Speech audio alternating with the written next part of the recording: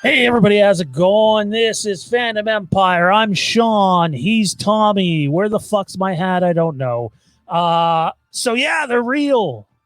That Halloween stuff that was going everywhere yesterday, the 4K UHD movies are real. And not only are they real, everybody yesterday thought they were just standalone releases, which you can buy them individually for $36.99 American, which is pretty expensive for a 4K movie. But we were a little worried there wasn't going to be many extras, and thankfully that's not the case. The fire's been put out. There's a ton of extras on these things, a shitload of extras. But first, don't forget to drop a like on the video, click subscribe. Helps us just, the channel thrive and do all that good shit that, you need for the YouTube algorithm. Anyways, let's get to our fan vote of this video, because what you say matters to us. The fan vote sponsored by the Fandom Empire Now podcast, the official podcast of Fandom Empire. What is your favorite cover? Halloween 1, Halloween 2, Halloween 3, Season of the Witch, Halloween 4, The Return of Michael Myers, and Halloween 5. Yeah, that movie, The Revenge of Michael Myers. What is your favorite cover? There's the artwork. Comment down in the comment section below. We want to know what you think. For me, it's absolutely Halloween 4. And for those of you that tune into the channel, you're probably like, yeah, no shit, Shawn, bias much? Yeah, you're right. I am. But actually, it's for a different reason. Halloween 4 has never really properly been represented by the mask that's in the movie. And maybe that's a good thing for some people that don't like the mask. But having the H1 mask on the cover of H4 just seemed extremely misleading. Tommy, when we're talking about this artwork, dude, what is your favorite and why? I am going with the Season of the Witch, Halloween 3 cover art. It's just those silver shamrock masks, the way they kind of show out there. I just love it. I love it, Shawn. And it sets that release out from all the others, as if Michael Myers lacking from the movie wasn't enough. I don't buy a lot of re-releases. When I was younger, I would. It's like, oh, I got to have this. I got to have that. I got to have this. What's that? Another Star Wars set with a slightly altered cover. I got to spend money on it. I don't really do that much anymore. But I did pick up this not too long ago. It's the steel case for Halloween 3. And if you look really closely on the back, it actually has the Myers mask on it in that bottom corner. So, Halloween Kills, anybody? No, I'm kidding. No. Anyways, Halloween 3 is probably my second favorite cover on here. I like them all. Even the Halloween 5 one looks good. And if you look really closely at the Halloween 5 case, Tommy's got the right idea. If you look really closely at it, you might be getting some hints at more material that wasn't announced yet. And we'll touch on that on the back half of the video. Tommy, we talked amongst our Fandom Empire staff chat. We talked amongst our Fandom Empire Patreon chats, specifically the Fandom Addicts chat. And we were going back and forth with a lot of people in there. Our boy Dean Renner has been all over this stuff. I get it. It shouldn't have leaked a day early, and it sure as hell wasn't us that leaked it. But this thing happens, it's 2021. The second that they pulled the artwork down, you knew it was real. You don't pull it down if it's fake. So there you have that. We did a video on it yesterday. We actually had a video edited together with all this artwork, and it's not this video right now. And then we were like, oh, well, I guess we can't post it if they're taking it down, out of respect to the artist and the company. So we did something else, but here we are today. My second favorite is Halloween 3. You have a second favorite when it comes to the artwork, man? I'm going to pull it back up there one more time. Go ahead. Gosh, I would probably go with the... it's a garbage film, but that Scythe just really makes H5 look sweet. It really does. It's a nice cover, for sure. It really is. It's the nicest I've seen H5 ever look. Yeah, for real, right? So H5 is a runner-up. That's cool. Hey, that's cool. Yeah. I get it. And so there are, in fact, box sets with these. They're not just individual releases. This seems to be the most popular box set. Most people don't want to pay an extra $50 for 5 small pins. And if you look at these ones, you get all 5 movies with it. And you get a vinyl remastered re-release of the score for Halloween 1, 2, and 3.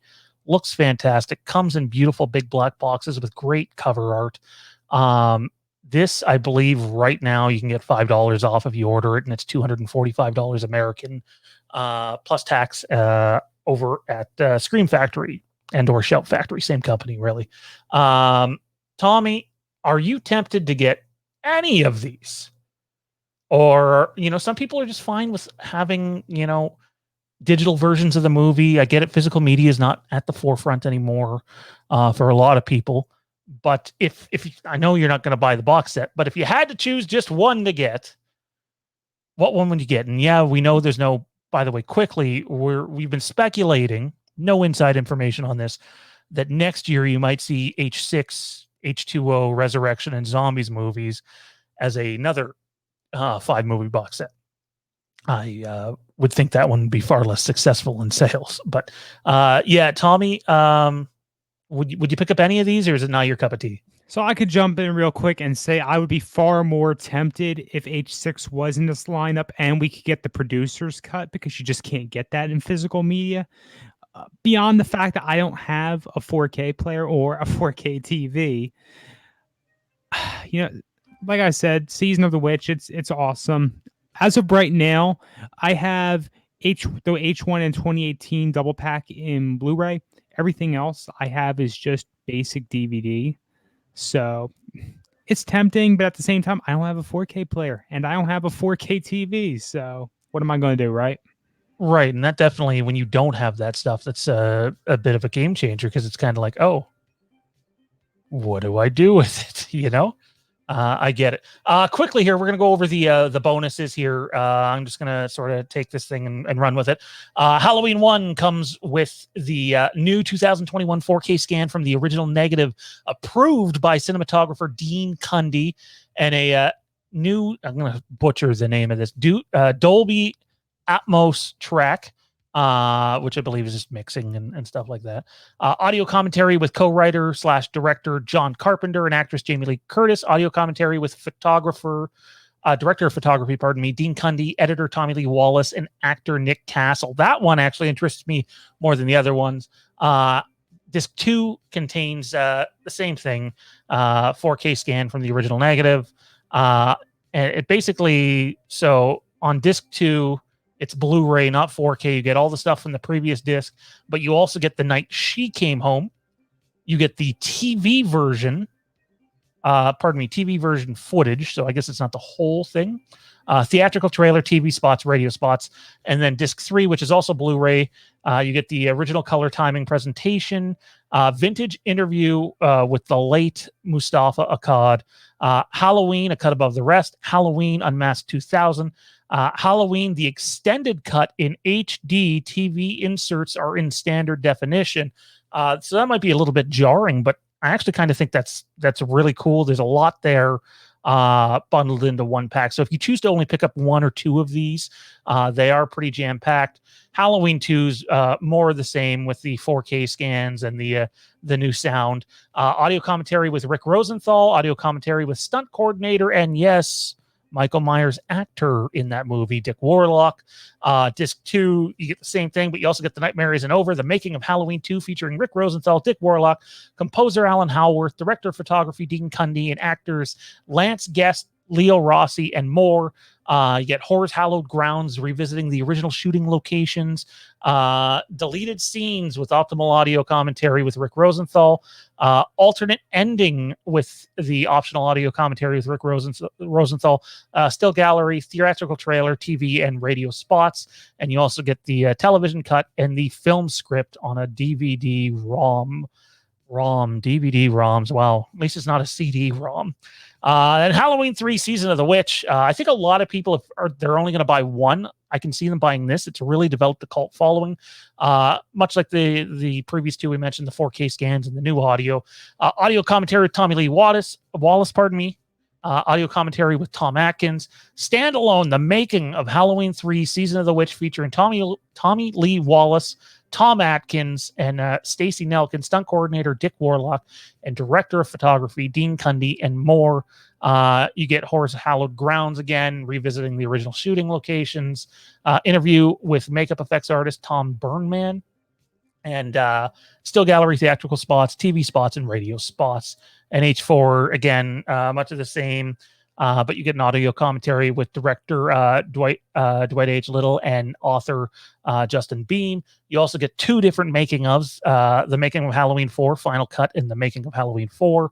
And then with Halloween 5, again, you get an audio commentary with Don Shanks, an audio commentary with Danielle Harris and Jeffrey Landman.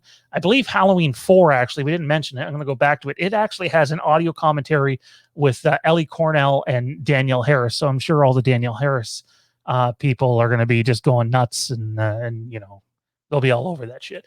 And then Halloween 5, again, much of the same. You get a couple different versions of the making ofs and audio commentaries with several people. Although I want to turn your attention to this, as pointed out by Dean Renner. He said, or he showed us this, and it basically goes on to say, a Blu-ray disc sporting the new transfers will be included in each release, as well as some previously existing bonus features. Potentially more are in progress, and we'll update you in the future with those details when they come in. Something similar happened with Friday the 13th. And the fact is, we alluded to it at the beginning. If you look at the cover of Halloween 5 really closely, there's a SWAT van in the front, and everybody's wanted to see the big massacre scene that was deleted from Halloween 5. So I have a hunch that might be coming. I have no inside information on it. But these covers look badass. They're great covers. You know, that's a lot of money to pay for new covers. Thankfully, there's a lot more to them than just covers. Tommy, even though you might not be going out of your way to purchase these, for diehard Halloween fans, do you think there's enough value here to warrant the purchase? If I was in that position where I had all the hardware, you know, 4K, and money to burn, yeah, definitely.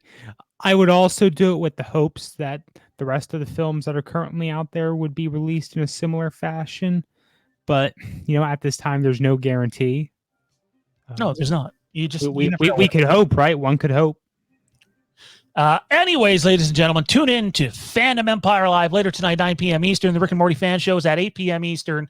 Fandom Empire Live, there's a new logo. You see it there. You can also catch Fandom Empire Live every Tuesday at 9 p.m. Eastern. And Fandom Empire Now, recording our podcast live, 9 p.m. Eastern, every Thursday now on the YouTube channel. Don't forget, check us out on social media. That's right, because apparently that sort of thing is important in growing your brand. Instagram and Twitter's Fandom Empire Now. Facebook's the Fandom Empire Den. And if you want to support us on Patreon, you can feel free to go and do that. Patreon.com/Fandom Empire today. Patreon.com/Fandom Empire. Join today, because that is the way. Tommy, I'll see you tonight, bro. Yeah, it'll be great. Later, everybody. The Boogeyman, and I suppose Colonel Cochran. Good old Colonel Cochran. They're both coming.